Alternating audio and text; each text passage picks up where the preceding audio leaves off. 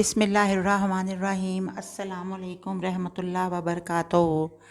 Dear viewers, क्या हालो अहवाल है। मांग अल्लाह से चैनल से मैं आपकी खिदमत में हाज़िर हूँ और आज मैं आपके लिए जो वजीफ़ा लेकर आई हूँ ये एक इंतहाई मूज़ी मर्ज़ शुगर ज़ियाबतीस जो कहलाती है उसके बारे में है कि आप ये आयत करीमा पढ़ेंगे तो इंशाल्लाह आपको इस तकलीफ़ से निजात मिल जाएगी। तो मैं थोड़ा पहले आपसे ये बात कर लूँ कि ज़ियाबतीस या जिसे उर्फ़ आम में शुगर कहा जाता है ये है क्या। रोज़ बरोज़ बढ़ने वाला ये एक ऐसा मर्ज़ है जो मुसलसल लोगों की बड़ी तादाद को अपनी लपेट में ले रहा है। एक अंदाज़े के मुताबिक दुनिया भर में 42 करोड़ 22 लाख अफराद इस मर्ज़ का शिकार हैं। सिर्फ पाकिस्तान में हर साल ज़ियाबतीस के मर्ज़ के बायस 1.5 से 2 लाख तक अफराद माजूर हो जाते हैं। ये माजूर ऐसे हो जाते हैं कि जो ज़ियाबतीस का मर्ज़ है ये अंदर ही अंदर अंदरूनी अज़ा पे भी असर डालता है और जब इसका रिज़ल्ट निकलता है तो वह बहुत ही बुरा होता है।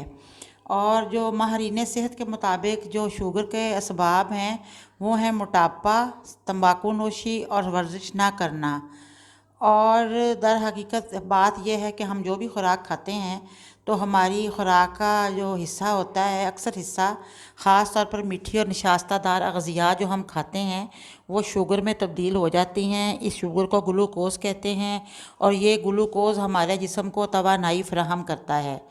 इंसानी जिस्म में मैदा से ज़रा नीचे लबलबा पैंक्रिया होता है जो इंसुलिन नामी हार्मोन पैदा करता है जो ग्लूकोज़ की मिकदार को हदूद में रखता है और साथ ही ये मुमकिन बनाता है कि हमारे अज़ा खून के ज़रिए से ग्लूकोज़ हासिल कर सकें। जब शुगर का मर्ज़ लाहक हो जाता है तो लबलबा सही काम नहीं करता और ज़रूरी मिकदार में इंसुलिन खारिज नहीं होती और फिर ये होता है कि खलियात इंसुलिन के साथ काम करना छोड़ देते हैं। दोनों सूरतों में नतीजा यही निकलता है कि शुगर का मर्ज़ लाहक हो जाता है और जिस्म में इंसुलिन कतन नहीं बनती। ये बीमारी कभी भी नमूदार हो सकती है। खुदा ना खास्ता बाज़ औक़ात बचपन में भी लोग इसका शिकार हो जाते हैं, लेकिन अमूमन जो है वो 40 साल की उम्र के बाद जो है वो ये अपना असर दिखाती है। खुदा ना खास्ता किसी के पेरेंट्स को ये अगर हो तो ये बाज़ औक़ात आगे बच्चों में भी आ जाती है।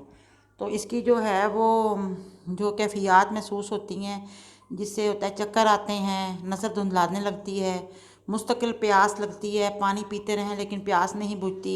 बाज़ औक़ात जो आपका वेट है वो एकदम से गिर जाता है या भूख लगने बहुत ज़्यादा लगने लग जाती है, बहुत ज़्यादा पेशाब आता है बार बार। तो ज़रूरी है कि लेडीज़ हों चाहे मर्द हों उन्हें चाहिए कि वो शुगर का टेस्ट करवा लें। तो शुगर का टेस्ट करवा लें और उसके बाद हाई ब्लड प्रेशर भी चेक करवाएं अपना और आपको जो डॉक्टर एहतियात बताए वो ज़रूर करें और वज़न को बढ़ने ना दें क्योंकि मोटापा 100 बीमारियों की एक बीमारी है। पूरी नींद सोएं। जैसे आजकल ये रिवाज आम हो गया है कि लोग रातों को जाग रहे हैं और दिन को सो रहे हैं, ये बहुत ही बुरा है। ये हर तरह से बुरा है। दिन के वक़्त दिन का काम करना चाहिए और रात को जल्द सोने की कोशिश करनी चाहिए। फजर की नमाज के वक्त उठ जाएं। सबको चाहिए कि वो इस चीज़ पे अमल करें और सब्जियों के इस्तेमाल करें, प्रोटीन का मुनासिब इस्तेमाल करें। तो इस तरह से जो है ये डालडा घी बिल्कुल बंद कर दें। उसकी जगह जो है वो कनोला ऑयल जो है या जैतून का तेल है वो इस्तेमाल करें और कम से कम 30 मिनट रोज़ ज़रूर वॉक करें क्योंकि जब हम चलते हैं तो हमारे जो टुखने हैं जिनको हम पंजाबी में गिट्टे कहते हैं वो इंसुलिन बनाते हैं और इस तरह से शुगर की खुदा ना खास्ता किसी को तकलीफ़ हो तो उस पर काबू पाया जा सकता है और अगर ना हो तो अल्लाह ताला कभी किसी को ये तकलीफ़ ना करे क्योंकि ये तकलीफ़ आहिस्ता इंसान पे इतनी असरअंदाज होती है कि वो घुलने लग जाता है। तो अब मैं आपको इसके बारे में ये बताऊंगी कि कुरान पाक की आयत है।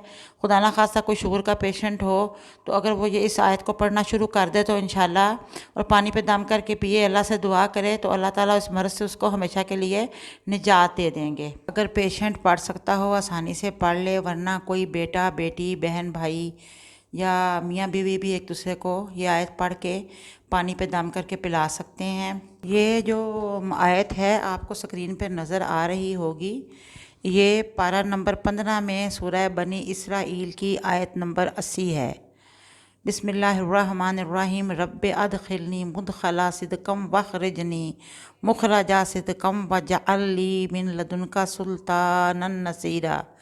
ए मेरे रब, मुझे सच्ची तरह दाखिल कर और सच्ची तरह बाहर ले जा, मुझे अपनी तरफ से मददगार गलबा दे। आपने इसको 101 बार सुबह और 101 बार शाम को पढ़ना है और पानी पे दम करके पी लेना है। अल्लाह ताला से दुआ करनी है कि अल्लाह ताला लबलबे को सही कर दें और वो सही काम करना शुरू कर दे और आपकी बॉडी इंसुलिन बनाने लग जाए और आपको इस मर्ज़ से निजात हो जाए इंशाअल्लाह ताला। कुरान पाक में शिफ़ा ही शिफ़ा है, साथ में जो डॉक्टर ने परहेज़ बताई हुई है उसको जारी रखें और जो आप अद्वियात इस्तेमाल कर रहे हैं वो भी जारी रखें और अल्लाह से दुआ करें कि उन दवाइयों में, उन अद्वियात में शिफ़ाए कामला डाल दें, उनमें शिफ़ाई शिफ़ा डाल दें और अल्लाह ताला ही शिफ़ा अता फरमाने वाले हैं।